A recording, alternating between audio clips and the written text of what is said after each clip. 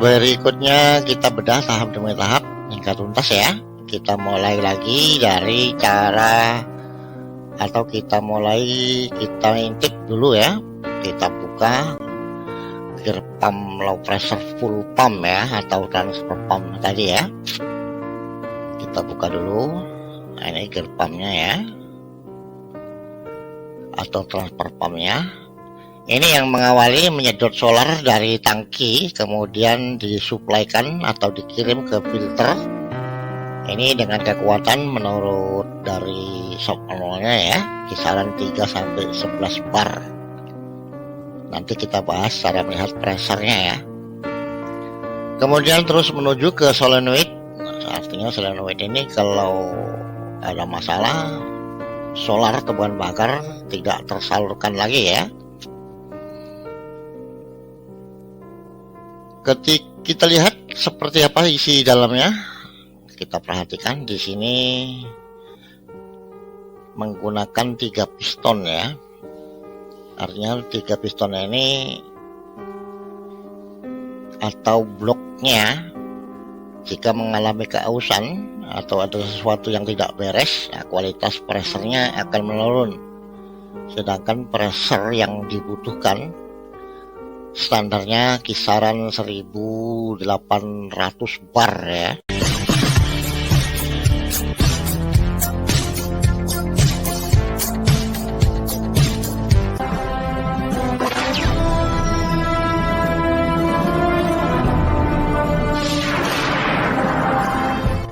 Assalamualaikum warahmatullahi wabarakatuh.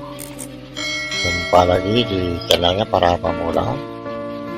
Masih melanjutkan konten sebelumnya seputar ekskavator PC 200 Main 8. Yang kali ini adalah tentang full system ya, dengan referensi shop manualnya yaitu PC 200 Main 8. Kita buka shop manualnya PC 200 Main 8. Kita geser ke bawah, kita cari bagian spesifikasinya. Ini ya, PC 200 Main 8 ini menggunakan mesin 6G107E-1.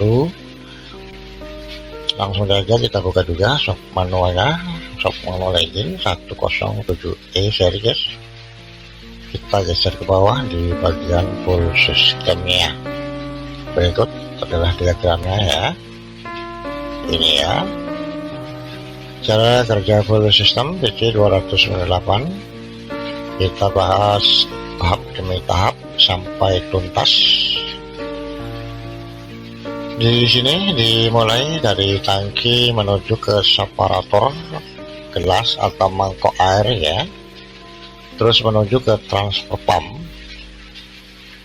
Transfer pump inilah langkah awal menyedot bahan bakar dari tangki yang sudah disaring oleh separator, kemudian disuplaikan ke filter yang berakhir di supply pump, yang diatur juga oleh solenoid EMV. Artinya solenoid EMV ini adalah yang pertama kalinya berhubungan dengan elektrik. Jika bermasalah pada bagian ini, mesin tidak akan bisa hidup karena bahan bakar yang disuplai dari transfer pump terhambat oleh errornya solenoid EMV. Mari kita pelajari bersama tentang solenoid EMV. Kita lihat di shop manualnya.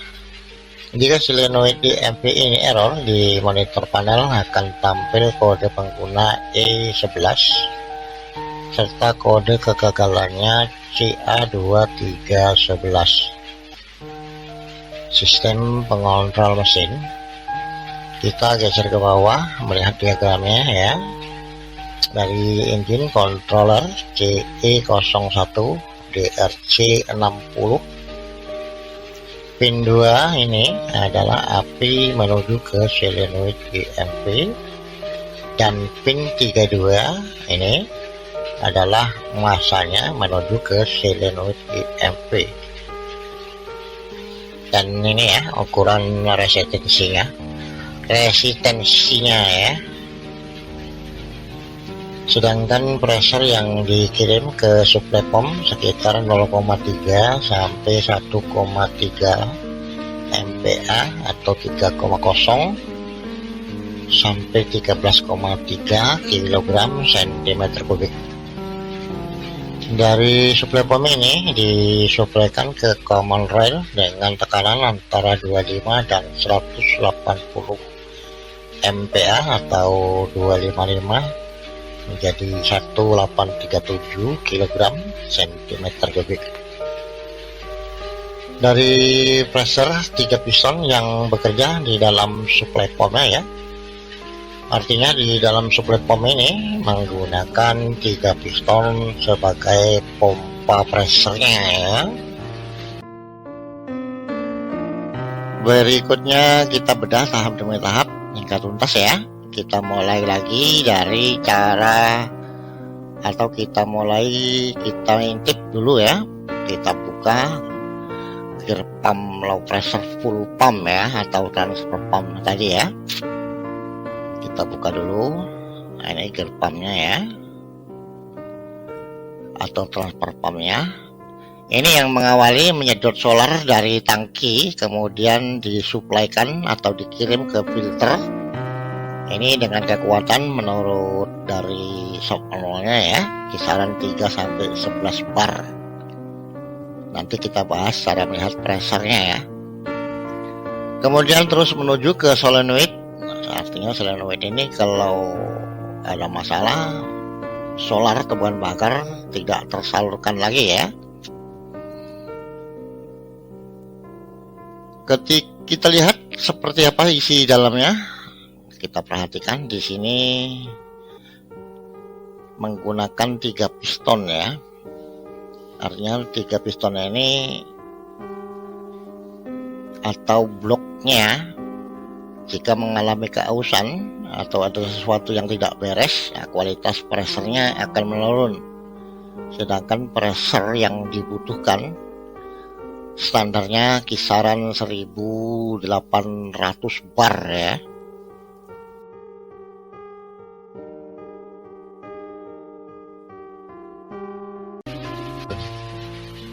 Sampailah kita pada kesimpulannya ya. Apa yang kita pelajari di atas, solenoid EMV adalah penghalang utama yang dimulai keikutsertaan elektriknya yang berhubungan dengan kunci kontak off dan on. Jika di bagian ini bermasalah, jangan diharap mesin akan hidup. Mungkin sampai di sini dulu ya. Insya Allah di konten berikutnya kita bahas tahap demi tahap hingga tuntas. Jika ada yang belum jelas atau ingin menanyakan yang sesuai dengan materi ini ya, silakan dikomentari. Barangkali kami atau teman-teman lain bisa menjelaskan atau menjawabnya. Jangan lupa ya di subscribe, di like-nya, ditabuh loncengnya dan komentarnya ya. Harapan kami mudah-mudahan konten ini bisa berguna dan bermanfaat, khususnya bagi para pemula. Karena konten ini memang disajikan khusus bagi pemula yang memang ingin belajar bersama. Akhirnya lebih dan kurangnya jika ada kekeliruan, kesalahan, atau kekurangan mohon dimaafkan. Wabillahi taufiq wal hidayah. Wassalamualaikum warahmatullahi wabarakatuh.